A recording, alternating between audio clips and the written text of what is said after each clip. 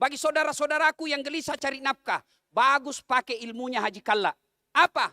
Setiap mau buka usaha, pada pugang anak-anak, kumpul anak-anaknya, kumpul istrinya. Nah, saya mau buka usaha. Pat kesingin yakmu, pat ceningi yatimmu, pat kesingin yakmu. Niakangi masapak dale, mu pakai menre ritana mapacingi. Ini ada anaknya, cucu-cucunya pakai ilmunya leluhur kita. Niatkan kau berusaha, niatkan kau berniaga, dapat untung, kau pergi ke tanah suci. Sebagai penghormatan saya kepada tokoh Sulawesi Selatan, bukan orang Sulawesi yang tidak mengenal Haji Kalla dengan Ibu Atira. Alhamdulillah, baru jam 7 tadi saya landing di bandara. Tidak selesai ibadah umroh saya. Karena saya diperintah datang di tempat ini, saya menghargai arwah beliau. Sehingga saya datang di tempat ini untuk bercerita sedikit tentang apa sisi kehidupan Haji Kalla dan Ibu Atira. Ibu bapak saudara-saudara sekalian, teristimewa yang saya hormati, Bapak Wakil Presiden Republik Indonesia yang ke-10 dan ke-12, Bapak Haji Muhammad Yusuf Kalla. Dan guru saya, guru kita semua, Andre Gurutta, Profesor Dr. Quraish Shihab, serta pejabat-pejabat sipil militer yang hadir di tempat ini. Mohon maaf saya tidak bisa sebut namanya satu demi satu. Di samping karena keterbatasan waktu, juga saya takut ada yang tersisa sehingga tersinggung dia pulang.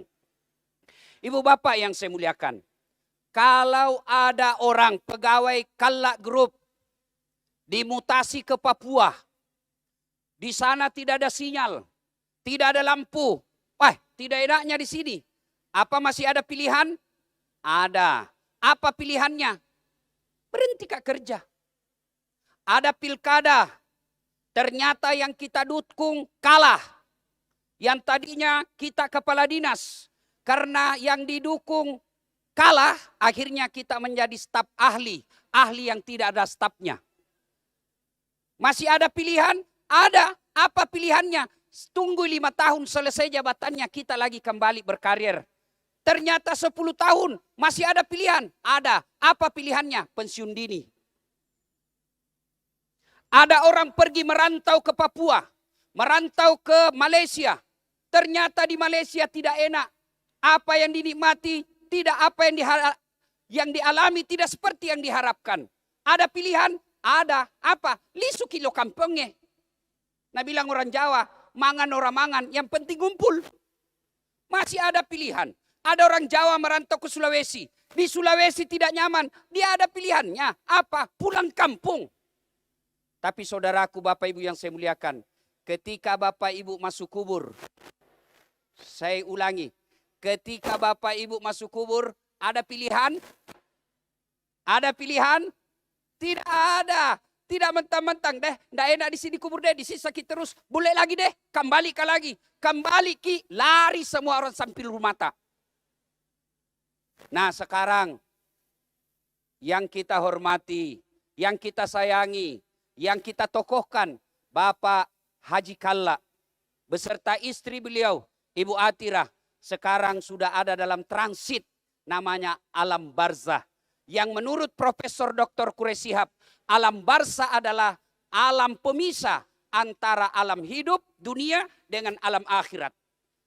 Maka dia beliau Gurutta Profesor Dr. Quraish Shihab, na itamana ki sitongan na Haji Kalla, na itamana ki Ibu Haji Atira, angka mana na itaki, jelas penglihatannya. Oh, ada dasat datang ceramah. Oh, ada cucuku semua. Oh, ada Pak Alwihamu juga hadir. Ada Tongi Pak Quraish Shihab. Dia lihat. Lalu kenapa paling kita tidak lihat? Kenapa kita tidak dengar? Karena kalau kita lihat dan kita dengar, pasti lari semua dari sini. Nah ibu bapak saudara-saudara sekalian. Ketika sudah masuk alam kubur. Maka dia nabi tak. Dek nagagambo. Capuk nih. Kecuali 3 hal. Telu mani bawa metutuluk ko. Yang pertama kata Nabi. Anak yang soleh dan soleha. Perlu bapak ibu ketahui. Tidak mungkin anak tak bisa jadi anggota DPR. Kalau tidak pernah macale. Tidak mungkin anak tak bisa wali kota kalau tidak pernah ikut pilwali. Tidak mungkin anak tak bisa jadi kapolda kalau dia tidak pernah daftar polisi. Tidak mungkin anak tak bisa jadi dokter kalau dia tidak pernah fakultas kedokteran. Tapi demi Allah, tanpa dokter, tanpa anggota DPR, tanpa tentara, tanpa polisi, anak tak bisa jadi soleh dan soleha. Begitu mudahnya menjadikan anak kita soleh dan soleha. Tidak perlu pil wali, tidak perlu pil caleg, tidak pernah perlu fakultas kedokteran. Dan itu telah dicontohkan oleh almarhum. Mari kita dengar kisahnya sedikit. Pertama, anak yang soleh dan soleha. 1438 menikahlah Haji Kalla yang waktu itu sudah haji. Usianya 17 tahun. Beliau haji usia 15 tahun. Menikah dengan seorang perempuan tidak kenal pacaran. Adik-adikku yang ada hadir di sini, jangan mau pacar-pacaran. Motor saja dicicil 2 tahun lunas mi. Kau dipacari 3 tahun modal kue, dibawa pergi playover, dicandrik kau telu tahu deh letuki kau. Haji Kalla menikah dengan seorang perempuan tidak pernah dipacari, dijodohkan. Usianya Ibu Atira waktu itu 13 tahun. Setelah menikah, beliau bersukses berbisnis. Yang tadinya Haji Kalla memang menjadi pengusaha muda waktu itu. Kira-kira kalau sekarang ketua HIPMI. Kalau sekarang kira-kira. Tanya kalolo kutu. Pak Totung ke kalolo kutu. Melo Andre Teeco. Beliau tidak. Setelah menikah makin kerja. Maka beliau berdagang. Yang tadinya menikah di Bukaka. Meninggalkan lalu berdagang ke Bajoe. Dan kemudian buka toko di Pasar Bone. Namanya Toko Sederhana. 1938 dari pernikahan Haji Kalla dengan Ibu Atira lahir anak pertama perempuan. Belum sempat diberi nama usia 40 hari. Wafat mestinya wana Ibu Atira. Tapi emakna Ibu Atira namanya Mak Kera. Beliau sampaikan, jakmu mestinya wamu nak. Engkana tu bidadari tajak ko Yolona tange na surugai. Di usia kemudian tahun 1939 lahir anak kedua, juga perempuan, dikasih nama Nur Aini. Nur Aini ini Haji Kalla menyebutnya dengan panggilan Sakka. Maka dari Ibu Atira kepada suaminya Haji Kalla, ambekna, kenapa kau kasih panggil anakmu Sakka? Maka dari Haji Kalla senus-senungan. Karena tradisi orang Bugis, kalau ada anak lahir pertama, lahir anak kedua, dikasih nama Sakka. Supaya apa? Tinggali. Tasakka. Itulah sebabnya orang Bugis kalau laki-laki anaknya, itu Ambo, pernah saya bilang Ambo sedunia. Banyak rezekinya dikasih nama Ambo Dalle. Panjang umurnya namanya Ambo Tuo. Tidak pernah lolos macale namanya Ambo Sakka. Beruntun terus dalam berniaga namanya Ando Upe. Dan lain-lain sebagainya. Senus-senungan. Dan memang itu ajaran agama. Kasih anakmu yang ada motivasi di dalamnya.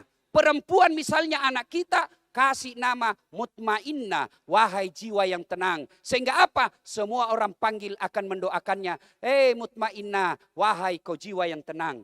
Dan ternyata almarhum Haji Kalla tahu ilmu soal ini.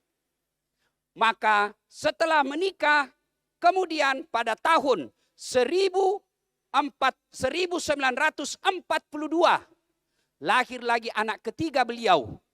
Seorang lelaki yang menurut sejarahnya gagah bede. Magereta, wajahnya bercahaya. Maka bapaknya memberi nama Yusuf Muhammad Yusuf. Supaya punya cahaya pancaran seperti Nabi Yusuf yang dirindukan orang. Ini tanggal 15 Mei 1943. Di mana ditulis bapaknya? 42. Di mana ditulis bapaknya? Di Patolo. Tahu Patolo? Saya tidak tahu apa bahasa Indonesianya. Ya pokoknya itu. Karena orang dulu dia gagah catatannya, maka disimpan di Patolo dicatat. Yang bahaya kalau hilang itu patolo. Makanya banyak orang tua dulu tidak ada tanggal lahirnya. Nah, setelah itu kemudian Bapak Haji Kalla ini usianya Yusuf Kalla 7 tahun. Dibawa pergi tanah suci.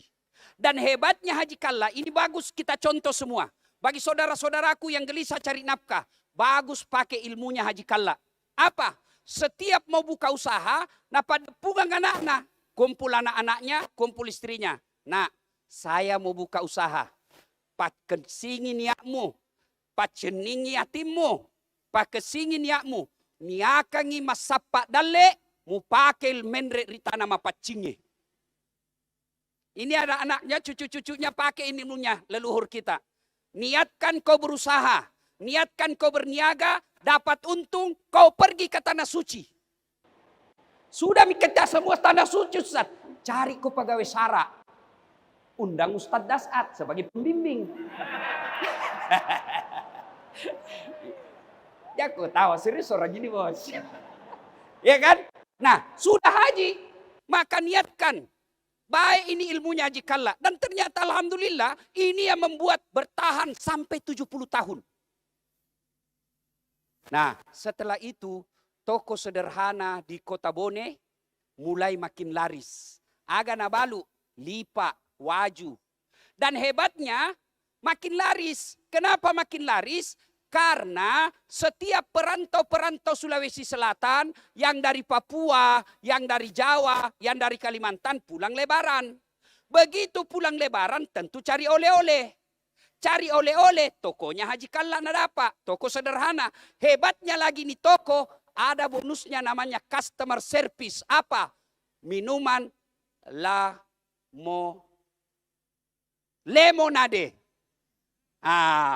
Inilah minuman lemonade pada zaman dulu sangat jarang. Tapi Haji Kalla di tokonya siap. Dan hebatnya beli tidak beli, tama ke warungnya, runtuk ke lemonade. Maka beredarlah rumor dan berita di Kabupaten Bone, kalau mau kau minum lemonade, tama kau toko sederhana. Namo tudak-tudak kau runtuk kau. Banyak yang anak muda modus. Pergi saja duduk dapat ki. Maka adik-adikku keturunannya Yusuf Kalla, Haji Kalla, pakai ini ilmu sedekah. Jamu seke. Nah bilang orang kikiri galla paku jambatang. Jangan pakai ilmunya orang barat. Ada kau kasih, saya kasih keluar. Jangan. Rezeki Allah yang tahu. Ada orang sama bisnisnya, sama harganya, sama tokonya, sama teknik promosinya.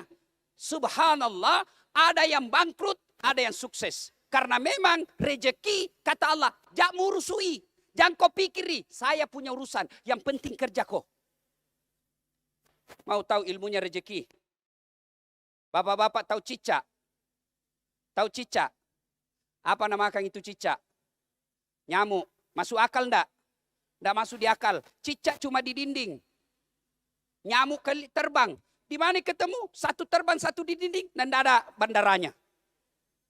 Tapi lagu dulu bilang begini waktu ku kecil. Cicak-cicak di dinding. Diam-diam merayap. Datang seekor nyamuk. Nyamuk yang datang. Lagu tidak mengatakan cicak lompat ke nyamuk. Polo-polo kasih cicak. Artinya apa? Rezeki Allah yang ngatur. Tapi sunnatullahnya kerja kok. Supaya keluar rezekimu. Pancing dengan apa? Sedekah. Dan itu yang diamalkan oleh almarhum Haji Kalla dengan Ibu Atira. Cucunya semua pasti tahu. Kalau hari Jumat datang semua itu cucunya di sini. Di Andalas. Sudahkah? Sudahkah? Sudahkah? Makin sukses beliau. Maka bolak-baliklah Bone ke Makassar. Masuk ke toko-toko Tionghoa. Dan Haji Kalla dipanggil dengan gelar oleh langganannya. Apa langganan panggilannya adalah Puang Toke. Dipanggil Puang Toke. Nah ibu bapak saudara-saudara sekalian. Oh lah sudah habis waktu. Apa boleh buat insya Allah. Lain waktu dan kesempatan kita akan lanjutkan. Mudah-mudahan kehadiran kita, wujud kecintaan kita kepada almarhum Haji Kalla dengan Ibu Atirah. Tentu tidak banyak yang diharapkan oleh almarhumah. Bagi adik-adikku, ahli waris beliau. Kakak-kakakku, ahli waris beliau. Beliau sekarang mengharapkan kiriman-kiriman kebaikan. Minimal suratul Fatihah. Suatu ketika Rasulullah menuju ke suatu tempat. Dan dalam perjalanan ke tempat tersebut, Nabi melewati pemakaman. Kira-kira dari sini mau ke Unhas, lewat Panaikang. Begitu lewat di pemakaman, Nabi bersabda, "Ma peri-peri kau, langkahkan kakimu dengan cepat." Seluruh sahabat mempercepat langkahnya. Sampai di Unhas kira-kira seperti itu. Sampai di tujuan, balik lagi. Setelah balik, lewat lagi pemakaman. Sahabat mau kasih cepat langkahnya. Nabi bilang, "Santai mako, jangan aku buru-buru." Bertanya sahabat, "Ya Rasulullah, waktu pergi buru-buru. Ini pulang tidak. Ada apa ya Rasul?" Nabi menjelaskan, andai kau diberi telinga seperti pendengaranku, kau dengar ini orang disiksa. Tadi waktu pergi dicakboi, disiksai. Saya tidak tega dan tidak tahan mendengar lama disiksa. Maka saya mau cepat pergi supaya saya tidak dengar. Waktu pulang tidak lagi. Kenapa? Saya dapat berita dari Jibril. Malaikat Jibril diperintahkan, sampaikan kepada malaikat penyiksa kubur. Kata Allah, hentikan siksaanmu. Tidak mungkin ini orang tuaku siksa, sementara anaknya membaca basmalah. Bismillahirrahmanirrahim. Dengan nama Allah Maha Pengasih, Maha Penyayang. Subhanallah. Baru anaknya membaca Bismillahirrahmanirrahim. Perintah Allah, jangan kau siksa. Apalagi kalau anak kita menjadi penghafal Quran. Tapi tidak harus menjadi hafal Quran mencintai Haji Kalla dan Ibu Atirah. Gimana caranya? Jadi pengusaha yang membela Islam. Jadi ilmuwan yang membela Islam. Jadi kontraktor yang memuliakan Islam. Jadi dokter yang memuliakan Islam. Apapun profesi ahli warisnya, muliakan Islam. Insya Allah membahagiakan Haji Kalla dan almarhumah Ibu Atirah. Demikian, lebih dan kurangnya mohon dimaafkan. Pastabikul khairat. Assalamualaikum warahmatullahi wabarakatuh.